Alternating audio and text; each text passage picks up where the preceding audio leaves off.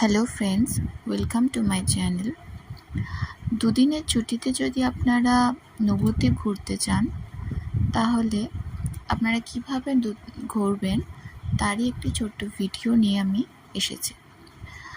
আপনারা কোন জায়গা থেকে আমার ভিডিওটি দেখছেন সেটা প্লিজ কমেন্ট করে জানাবেন।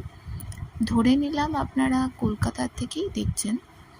কলকাতা থেকে কিভাবে আপনারা নবদ্বীপ আসবেন সেটাই প্রথম জানাচ্ছি।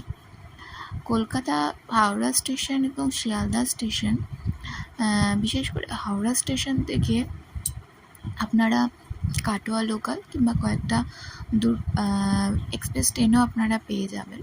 ওয়্যার ইজ মাই ট্রেন থেকে আপনারা সব ডিটেলস এবং টাইম, ট্রেন নাম্বার সবই আপনারা পেয়ে যাবেন। নবদ্বীপ স্টেশন, নবদ্বীপ ধাম বলে যে স্টেশনটি আছে, সেখানে নামার পর আপনারা টোটো করে নবদ্বীপ ঘাটে চলে আসতে পারেন। সেখান থেকে নৌকো করে আপনারা চলে যান মায়াপুরে।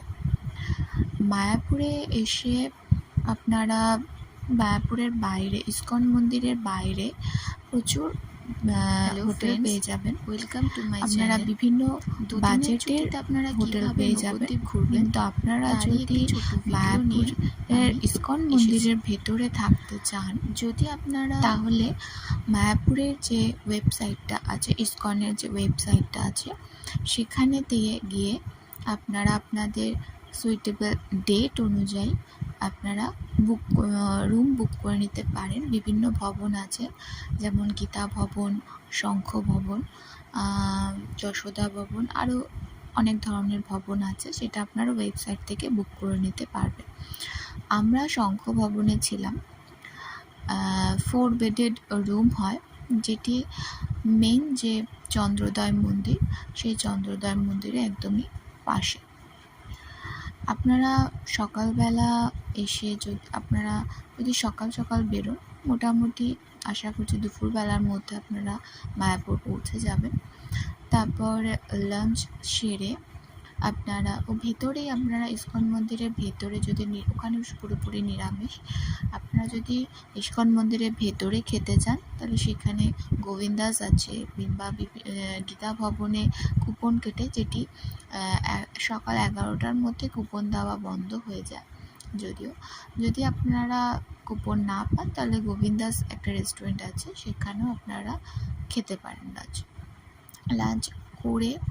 আপনারা টোটো নিয়ে যে লোকাল ইস্কন মন্দিরের কাছাকাছি কিছু কয়েকটা মন্দির আছে, সেগুলো আপনারা টোটো নিয়ে ঘুরে নিতে পারেন।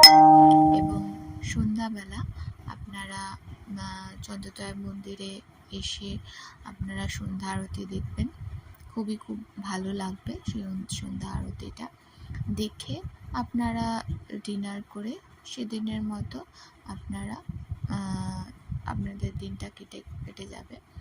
তারপরের দিন আপনারা যদি চান, তাহলে আপনারা নৌকো, সেম ফেরিঘাটে নৌকো পার করে আপনাদেরকে নবদ্বীপের দিকে আসতে হবে। সেখানে আপনারা এসে টোটো করেও আপনারা কিছু মন্দির, যেমন পোড়ামাতলা মন্দির, যেটি নবদ্বীপের একটি অনেক পুরনো মন্দির, ইনফ্যাক্ট ওয়েল নন মন্দির, সোনার গৌরাঙ্গ, সমাজবাড়ি, আরও অনেক ছোট ছোট সাইট সিন আছে, সেগুলো আপনারা করে নিতে পারেন।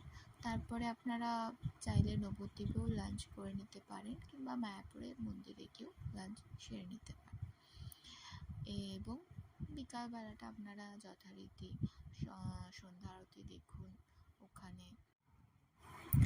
মায়াপুরে দ্বিতীয় দিন আপনারা যদি সম্ভব হয়, তাহলে গোশালাটা ঘুরে আসবেন। গোশালাটা খুবই সুন্দর জায়গা।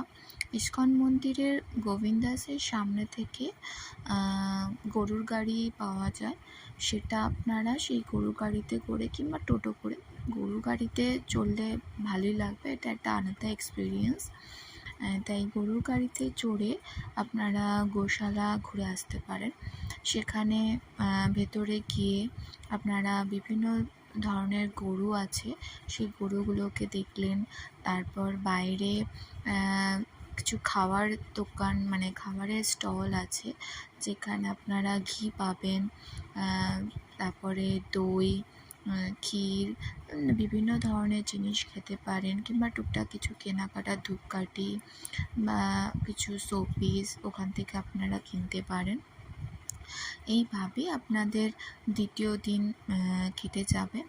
তারপরের দিন আপনারা ওখান থেকে আবার নবদ্বীপ স্টেশনে এসে আপনারা আবার কলকাতা ফিরে আসতে পারেন। এইভাবে আপনাদের দুটো দিন আপনারা মায়াপুরে খুব সুন্দরভাবেই কাটিয়ে নিতে পারেন, আর খুব কম খরচেও আপনারা বাজেটের মধ্যে নবদ্বীপে মায়াপুরে ঘুরে নিতে পারেন।